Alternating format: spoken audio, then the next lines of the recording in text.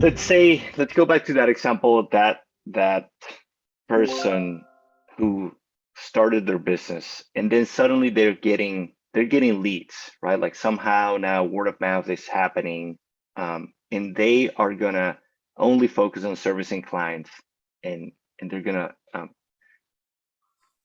trust that the pipeline is gonna keep growing. Let's say, what if you had that SME, that person that is running their small business, maybe they're a solopreneur, and they want to learn a little bit more about sales.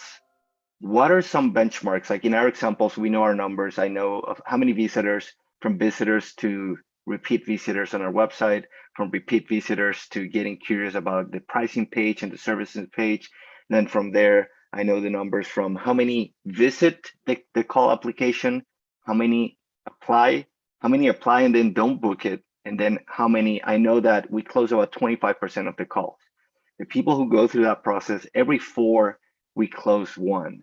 Now, I'm not a sales expert, but if I wanted to understand, okay, am I doing a good job? Could I close more or not? Do I need to do something different in that call? Ask different questions, close in a different way? What would be some of your recommendations to somebody who is not a sales professional, but they want to up their sales game? Are there any courses, any books, anything in particular that you would recommend that person to do? Well, actually, let's tackle something that you were just talking about. So you were talking about all kinds of conversion metrics, and if I ran revenue operations for your business, that's incredible that you know all that information. Unfortunately, myself as a seller, I can only control what I can control. And what's important to understand is there's what's called goals and outcomes, then there's sales objectives, and then there's actions and activities.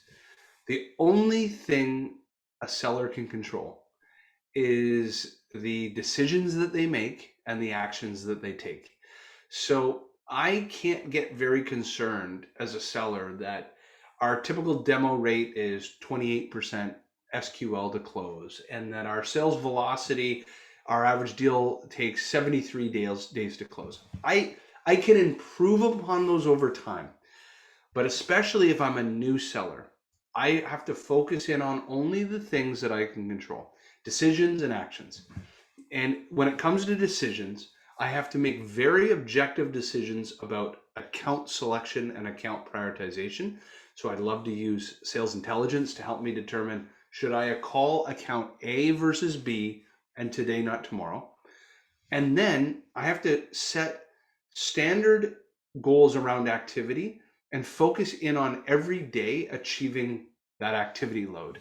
So as an example, if you're a new seller and you know that a great sales rep at your team would typically have 10 conversations a day and they'll book 1 meeting, my entire focus would be ensuring that the night before I'm building a list of who I want to communicate and contact the next day.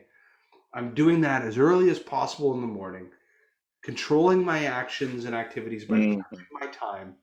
I'm achieving my 10 conversations, and through probability, I will get my 1 meeting.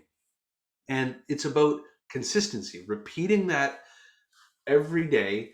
And then when you come to a quarter, you'll look backwards and say, wow, I did this every day for 90 days and I came to an outcome. And that's what I think sometimes is missing from a seller is you can only control decisions and actions. And if you focus on the day-to-day, every day, and you repeat those actions enough times, you'll inevitably achieve a goal.